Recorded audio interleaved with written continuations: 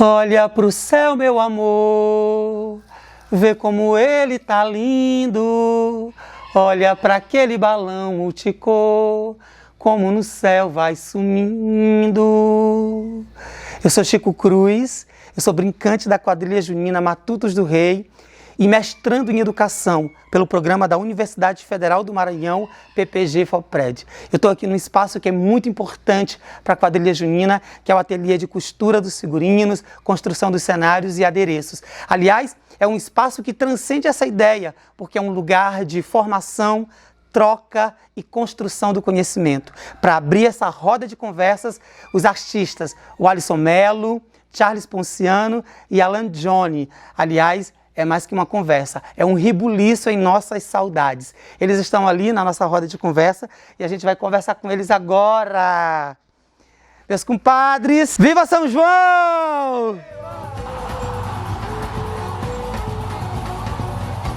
E a Matutos do Rei traz agora para o Arraial a história da luta da comunidade de Piquiá de Baixo.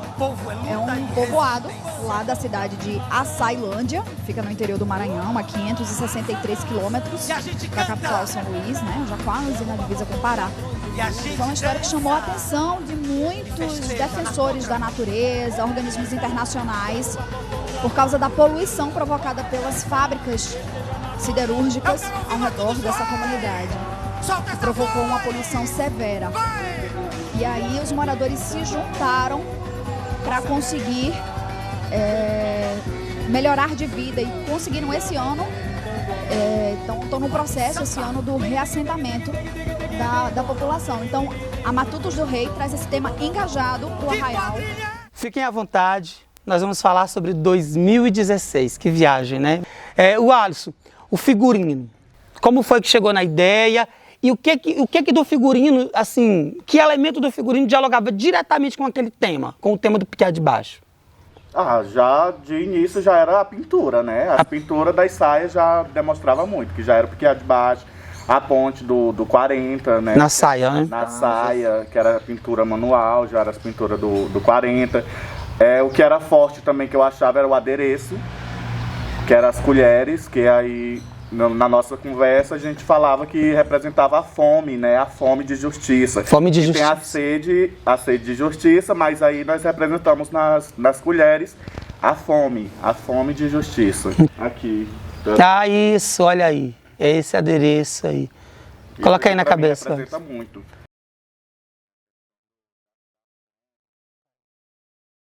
Oh, que estrondo no mundo. Não lembro mais. Eu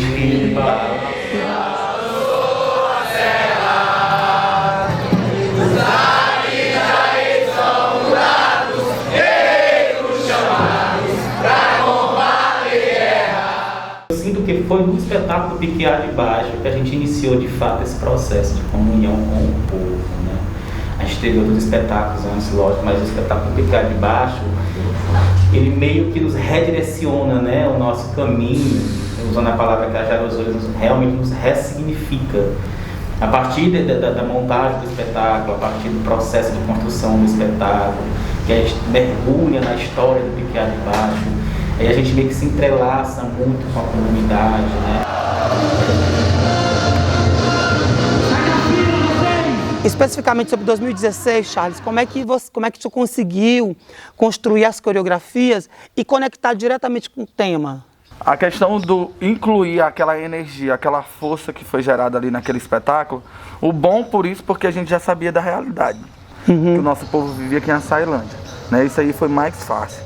Só que com a minha experiência, né, com a dança afro, que tem essa energia mais pesada, mais presente, mais forte, ela foi bastante importante na criação desse espetáculo. Também teve a construção das coreografias, que eram muito fortes, todo o tempo representando luta. Até então, antes do lançamento do tema, a gente não tinha conhecimento do porquê daquela luta. Flávia, como é que tá a história? Como é que tá essa história de luta hoje? A história de luta de Piquiá continua. Ela não tá como era antes, né? Porque antes a gente vinha lutando muito contra esses dragões de aço que cercam a nossa comunidade. Tinha um cenário muito marcante né, que eram as casinhas.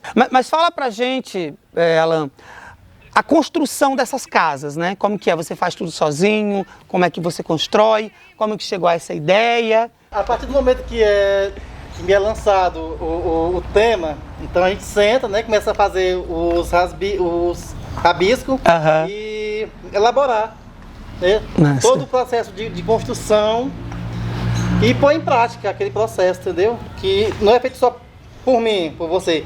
A gente junta uma turma, quer dizer, todos se envolvem, na verdade, entendeu? Todos se envolvem. Então, gente, essa roda de conversa, ela faz parte da minha pesquisa do mestrado, né, da minha dissertação do mestrado, onde eu falo sobre o espetáculo, esse espetáculo em específico, né, o espetáculo da Matutos do Rei, que é o espetáculo sobre o Piquiá de Baixo, como uma formação cidadã. O processo de construção do espetáculo, ele contribui com a formação cidadã dos brincantes? Eu acho que a Matutos, quando optou por fazer o Mar de Ilusão em 2014, ela já traçou esse caminho de formação política cidadã. Quando chegou o Piquiá, a gente condensou isso em direitos humanos e socioambientais.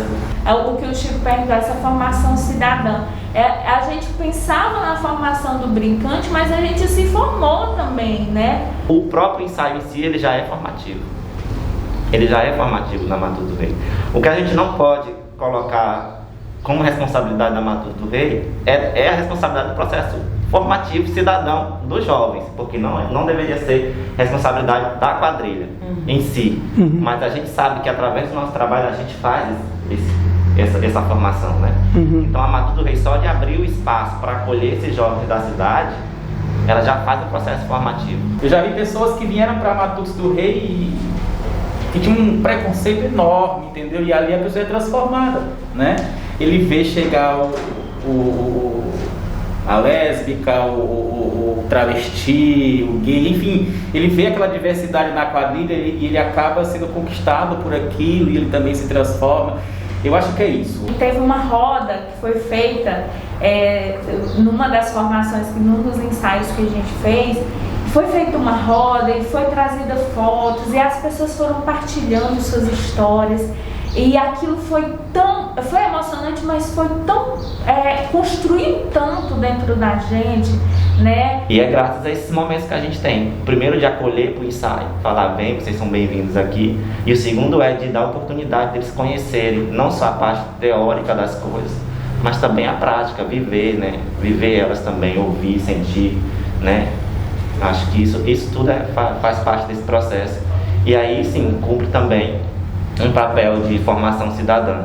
Nesse processo de construção do espetáculo, o que vem na memória de vocês? O processo de construção do figurino foi muito surpreendente pra gente, porque naquele ano foi tudo inovador. Piquiá de Baixo foi um espetáculo assim, extraordinário, porque representou uma comunidade que vem lutando pelos seus direitos de resistência. Até hoje eu tenho o meu anel aqui, do tucum, que significa resistência, que foi o ano. Esse foi o momento do culto ecumênico, que foi a troca dos anéis, né? Que a comunidade foi lá, alguns moradores da comunidade foi lá, a gente fez uma celebração, os moradores colocaram o anel nos dedos dos brincantes. Os moradores do Piquiá de Baixo vão passar pela roda, colocando então o anel de compromisso com a luta do povo, com a terra, com o amor, com a verdade e com a justiça. Pai nosso, dos mártires, dos torturados.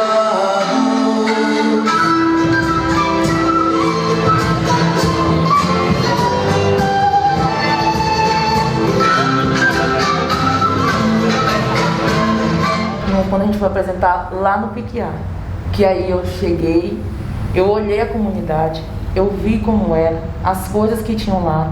Então a quadrilha, ela trouxe assim, a gente viveu, parecia que todo mundo era do Piquiá de Baixo, porque a gente saía, o tom de voz que a gente falava, nossas mãos, os nossos olhares, os braços assim, as músicas, a gente falava, parecia que todos nós morávamos lá.